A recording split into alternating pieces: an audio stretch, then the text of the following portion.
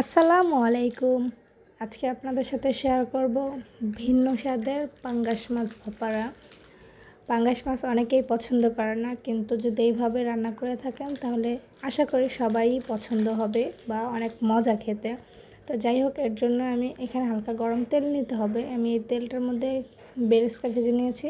সেই তেলটা হালকা ঠান্ডা করে তারপর এর মধ্যে 1 চামচ পেঁয়াজ বাটা, 1 চামচ আদা বাটা, 2 চামচ রসুন বাটা দিয়ে দিয়েছি। আর একসাথে আমি যে জিরা আর সরিষা বেটে নিয়েছিলাম, এগুলো দিয়ে দিলাম 1.5 চামচ। আর এলাচ, দারচিনি, তেজপাতা এগুলো দিয়ে দেব। দিয়ে এর মধ্যে এখন শুকনো উপকরণ দিব হলুদ 1.5 টেবিল চামচ, দিয়ে দেবো মরিচের গুঁড়ো, দিয়ে দেবো ধনিয়ার গুঁড়ো, যে যেমন ঝাল প্রয়োজন সেমন দিয়ে দিবেন। আমি দিয়েছি 1.5 টেবিল চামচ। আর কিছু দেবো কাঁচামরিচ ফালি, এর জন্য আমি অল্প দিয়েছি। আর দিয়ে দেবো স্বাদ অনুযায়ী লবণ দিয়ে দেবো কিছু পেঁয়াজ কুচি। আর দেবো মরিচ ফালি, দিয়ে ভালো করে মশলাটা মাখাতে হবে। এই মশলাটা ভালো করে মিক্সড করতে হবে। মশলাটা যদি ভালো করে মাখানো হয় তাহলে তরকারির স্বাদটা আরও দ্বিগুণ বেড়ে যায়।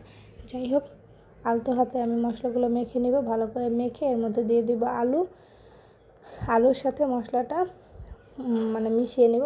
মিশানোর পর দিয়ে দেবো পাঙ্গাস মাছ। এই যে এখন আমার মশলাটা মাখানো শেষ। এখন আমি এর মধ্যে আলুটা ঢেলে দেবো। এই যে আলু ঢেলে দিয়ে আলুর সাথে মশলাটা ভালো করে মেখে নেব। মেখে নেওয়ার পরে এর মধ্যে আমি এখন পাঙ্গাস মাছ দিয়ে দেবো। এই যে পাঙ্গাস মাছ দিয়ে পাঙ্গাস মাছের সাথে আলতো করে সব জায়গায় গায়ে গায়ে মশলাটা মেখে নিতে হবে।